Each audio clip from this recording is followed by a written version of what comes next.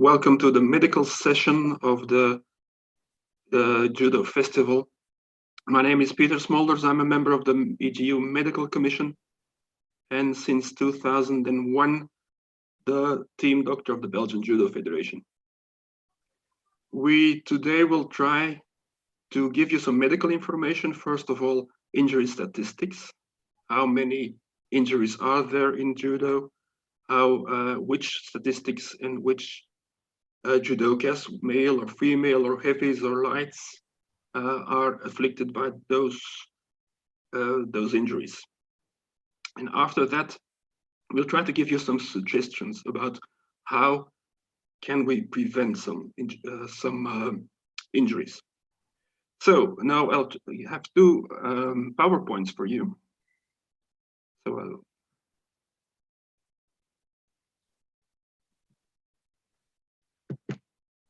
and I hope you all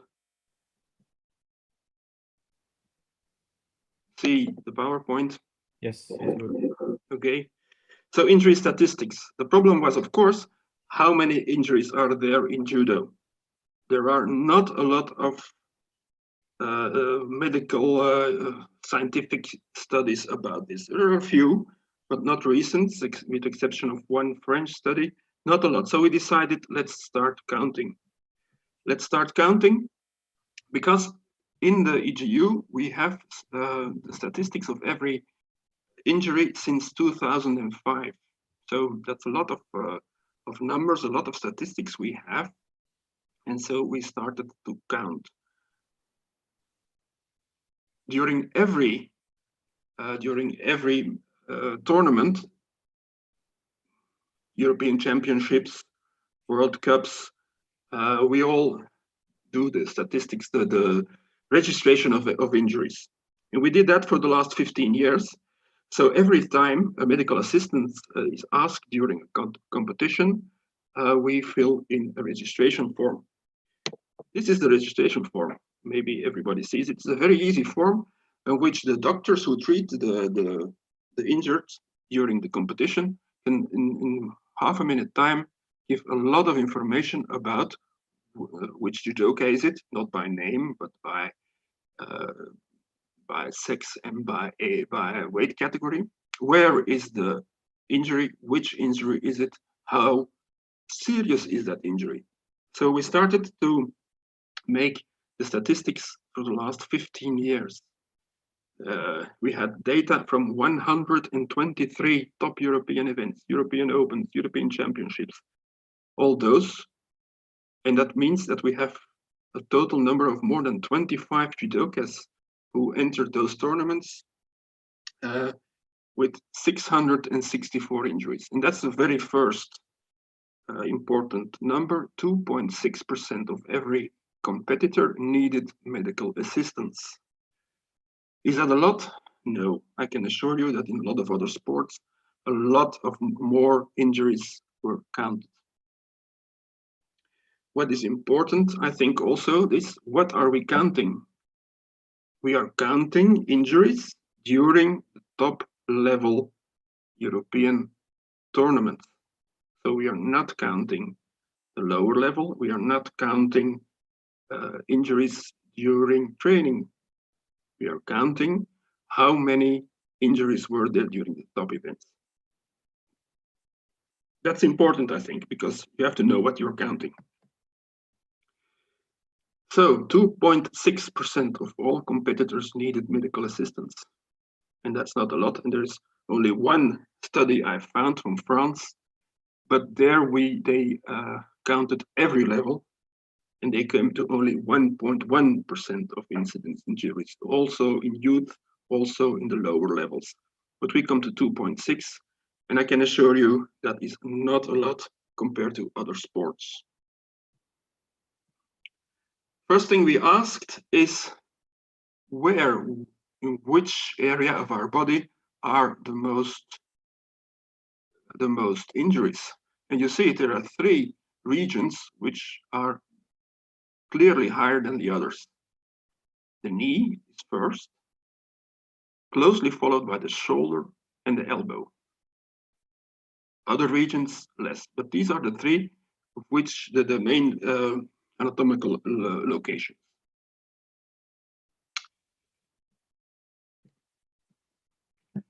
We have mostly distensions, ligamental distensions. Okay, that's number 2 we see on the graph. 288 of all injuries were distensions, and then a lot of contusions. The other are much less.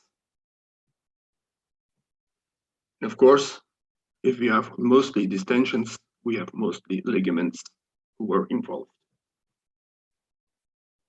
And then we asked ourselves, is there a difference between injuries on the left side, left arm or left leg, or on the right side, right arm, right leg? So no, there is not. Exactly the same.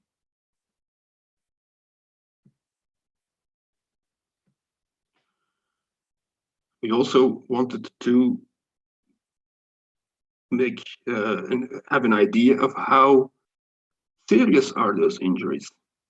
And we said, well, let's say that if we go to hospital, we have a serious injury. And that's 127 injured judokas were transferred to hospital, which means that 0.5% of all contestants of a large tournament had an injury which needed to be treated in hospital. And also compared to other sports, that's really not a lot.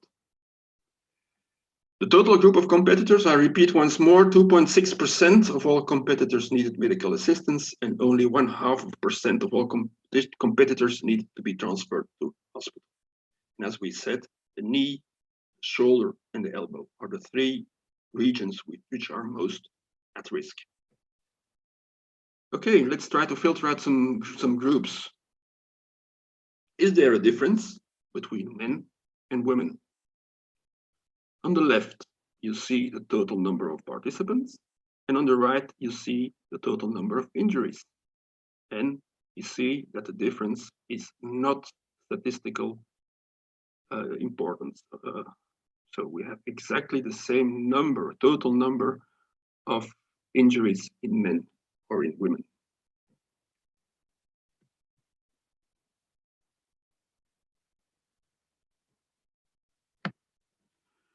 And then we'll try to find out, is there a difference between men and women in anatomical location?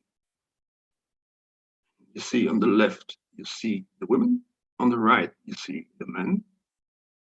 And there we can see that there is in all this study, one difference which is of great statistical significance, and that is that women have more elbow injuries. Elbow injuries, you see, 17.8% of all injuries were elbow injuries in women, and 12% of men, and that is of statistical significance.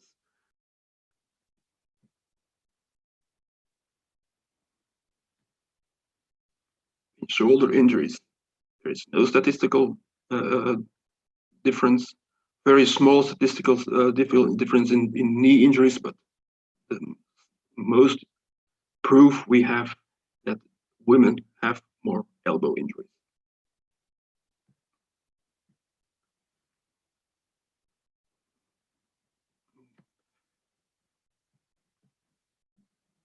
Is there tissue involved? No, exactly the same. The ligamental injuries are exactly the same in men and women. Side, exactly the same. Right side, left side, exactly the same in men or women. Some say that women have more serious injuries, that women have more injuries which needs to be transferred to hospital. You can see it here. Absolutely no statistical significance between men and women. Men and women have just the same amount of serious injuries.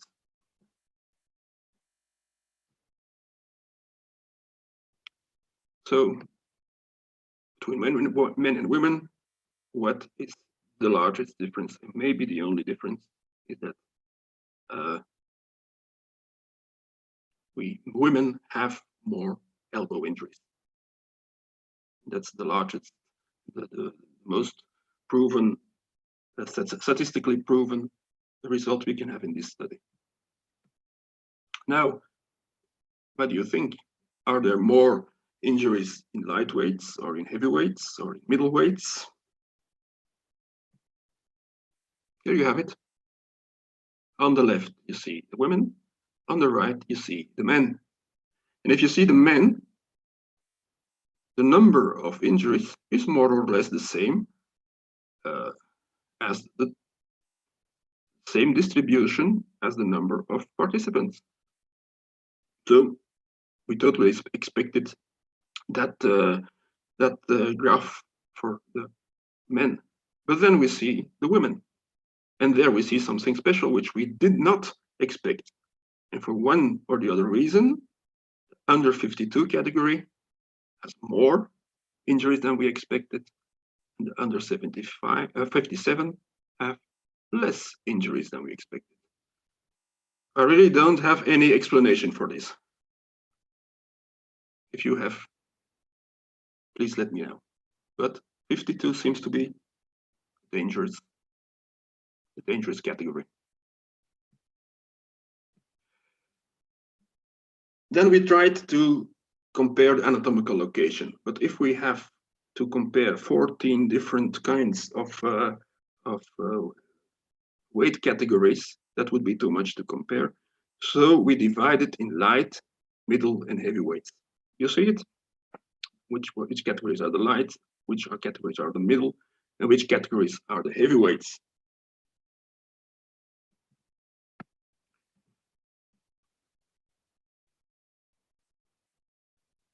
We see the heavyweights. This is the heavyweight. All the injuries in the anatomical locations of the heavyweights. The knee and the shoulder injuries listed under number 9 and number 21 are the most. A remarkable low number of elbow injuries.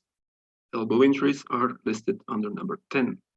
So you see, this is surprising. Why do heavyweights have less elbow injuries? You see, this study raises more questions than answers.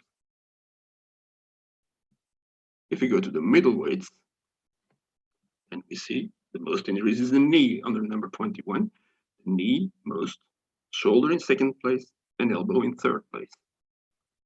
And if we compare that to the lightweights, here we see it, elbow. Elbow seems to be most prone to accidents in lightweights. And if we combine all these numbers and all these graphs and all these statistics, here we are. If we see these are all the anatomical locations, and you see the red curve are the heavyweights, orange is the middleweights, and yellow is the lightweights. What is we see? If we see at the shoulder injuries, or the number 9, that's clearly the red line is a lot higher, so heavyweights have more shoulder injuries than middle and lightweights.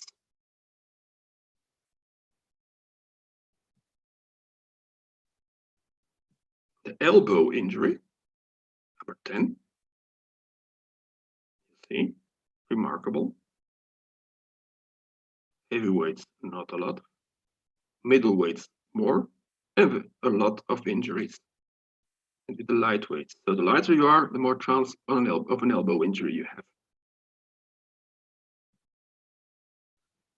And if we see the knee, number 21, see, so here we see the heavier you are, the more chance of a knee injury you have.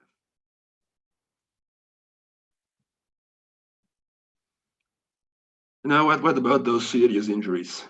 We all are worried about serious injuries, neck injuries, concussions of the brain. We are worried, what does shimiwaze do if we are unconscious after shimiwaze? How serious is this? We are worried about that. So we start to count. This you already know, that 0.5% of all competitors had to be transferred to hospital. And there is no statistical difference between men and women. And then we see, on the left, you see same graph as a couple of minutes ago, the anatomical location of all injuries, and on the right, you see the anatomical location of the serious injuries. And we see that for the main part, the transfer to hospital is for shoulder and elbow injuries, and a lot less for knee injuries.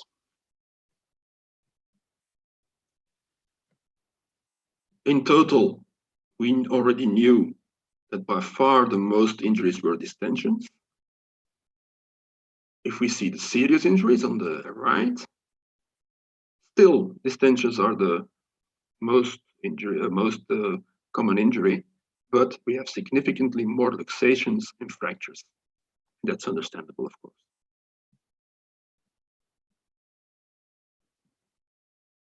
And again, here we see that under 52 kilo, why is there not only more injuries, but also more injuries, more serious injuries? Even the 52 category of all categories has the most serious injuries. Maybe we should do an extra study on those 52s. Huh? And then something very good to know is that no judoka in all those 15 years we counted had to be transferred to hospital after Shimiwaza. Brain concussions, commotio cerebri, only 4 in those 15 years, and only 3 with the neck injuries. That, especially the neck injuries, is a very concern of everybody who does judo, neck injuries and the brain injuries. But you see a very, very low number. In conclusion, let's conclude this all. 2.6%, really, really not a lot of injuries compared to other sports. Mostly in the knee, a little bit less in the shoulder and the elbow, mostly distensions. Men and women have the same number of injuries. And in women, we have a lot, not a lot, but we have the most elbow injuries. And that is really statistical, very significant.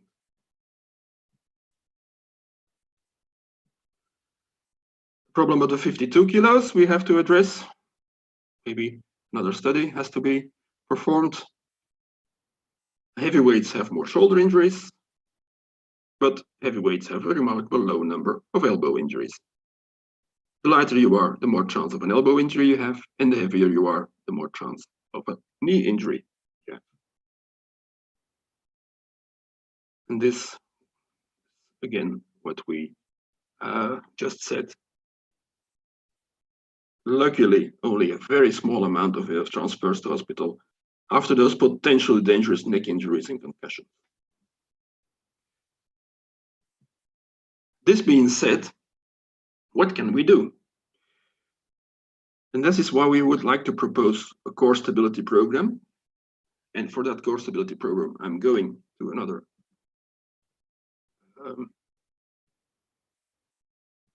PowerPoint.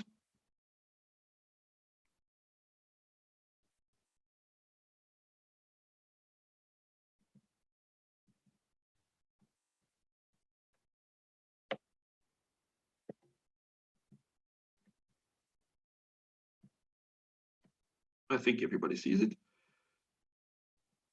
What is a core stability program? A core stability program is a training program to make your core, your knees, your all the chain of muscles in your back and in your abdomen and in your chest stronger. And if your core is stronger, we truly believe that there are a lot less of injuries. And this is what we would like to propose, or have proposed, that program. We'd like to prevent injuries. And we designed a program which can be used everywhere for everybody at any level. And everywhere, that means without apparatus, but only your body, or maybe the body of a partner. Because we know that not in every dojo there is all those materials. If you go on internet and you look core stability program, you will see hundreds and hundreds of different exercises. But here we chose those exercises we can be done anywhere and at any level.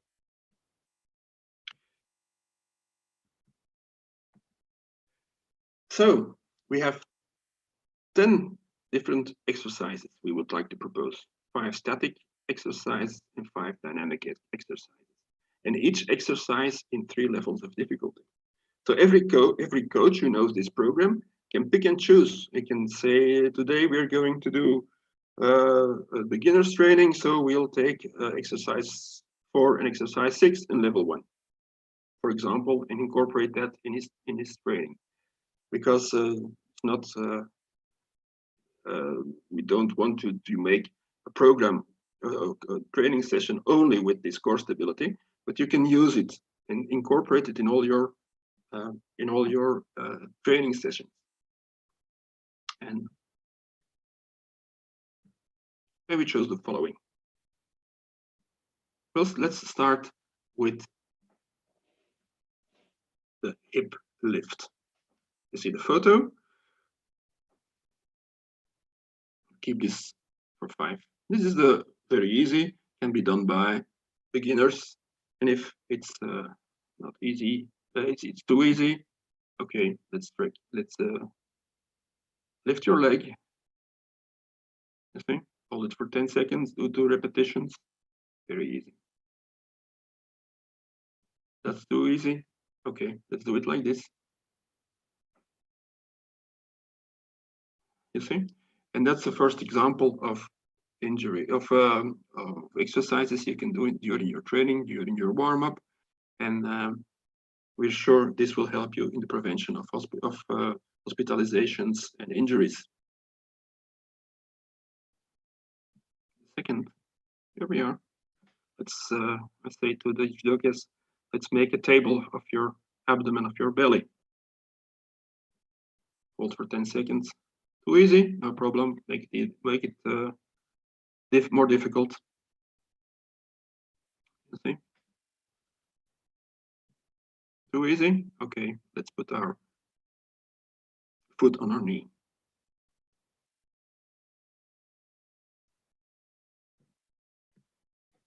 Third. Okay, let's do the lateral side. Okay, just lift our leg. Make it more difficult.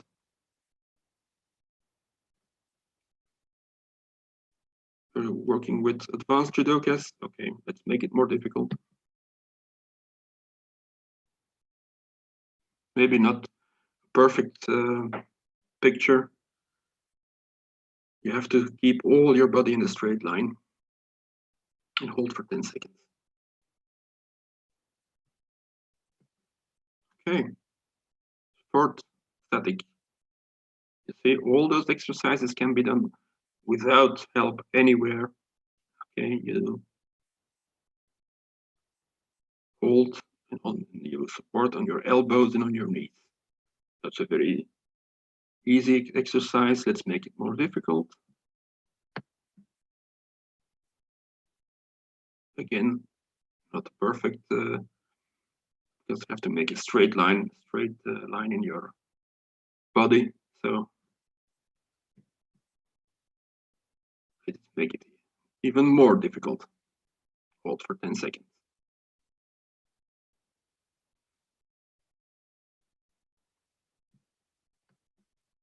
And number 5 of the static exercises, called the Superman.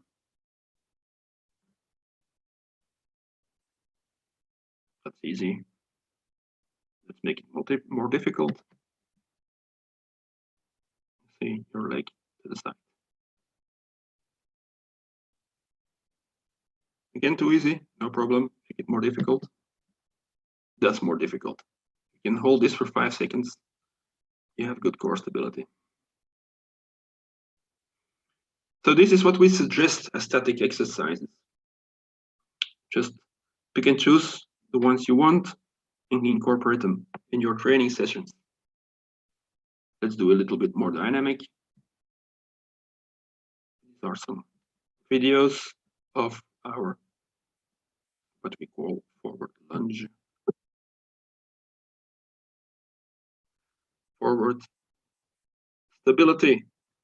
Keep standing on one foot, stable. Don't let yourself push to the side. This is relatively easy. Let's make it more difficult. We turn.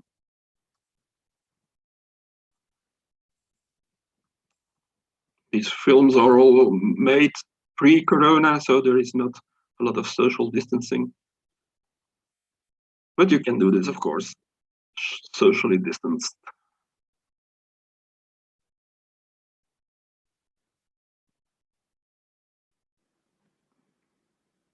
Let's make it more difficult.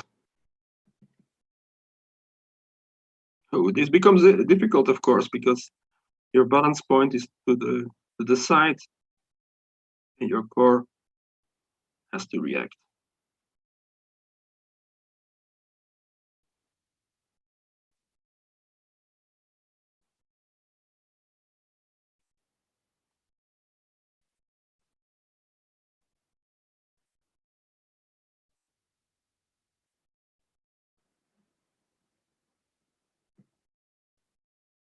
Our squats.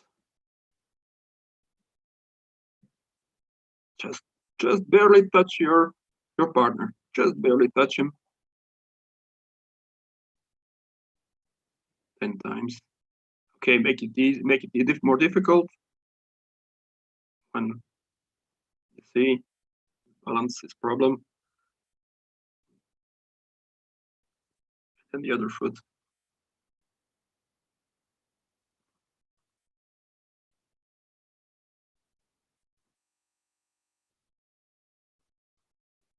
And the most difficult, lift the leg.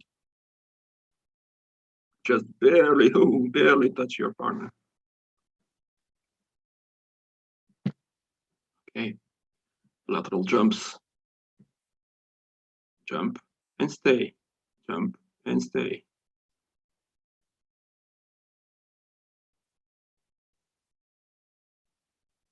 Jump can be a bit more jumping. Okay, let's make it not so easy. We flex our knee after the jump. You see some do it right and some have a lot more problems.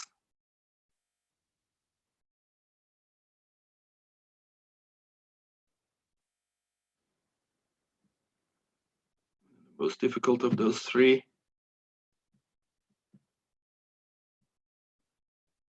Turn. Some turn to the wrong side. Think Haraigoshi, think Uchimata, and then you know which side to turn.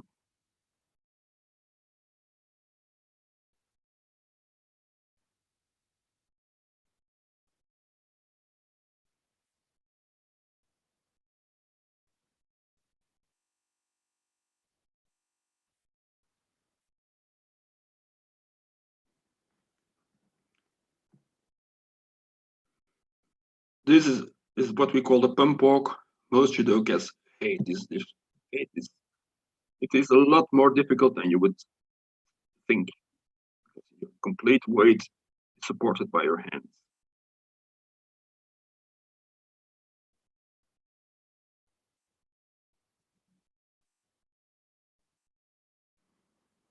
Let's make it a little bit more difficult. Backwards.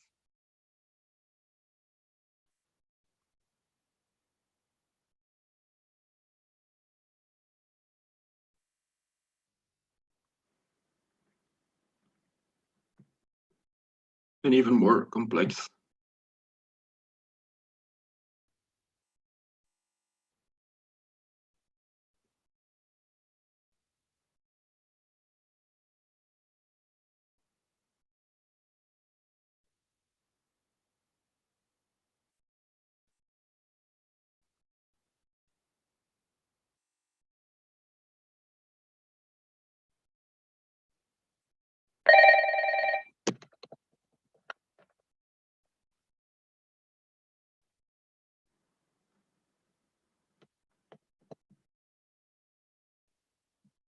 And now we're going a little bit closer to the judo, also core stability.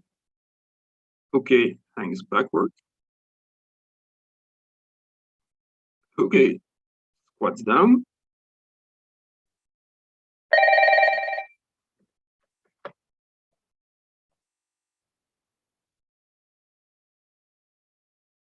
And okay, sits down.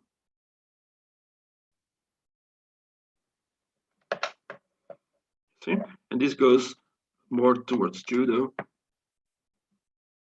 And now you see 10 exercises in three different levels. And now I think our coaches are smart enough to pick and choose the ones they want, incorporate them in all your training sessions. And then I think we can make the injury statistics even lower than they are. This is a small picture of a session for coaches we did in Belgium to learn all those exercises. And I hope you all try to incorporate those exercises, and then we can make judo even safer. So this is it. I want to thank you for your attention, and wish you all good luck, and especially in this pandemic, good health. Peter, thank you very much for amazing session. Thank you.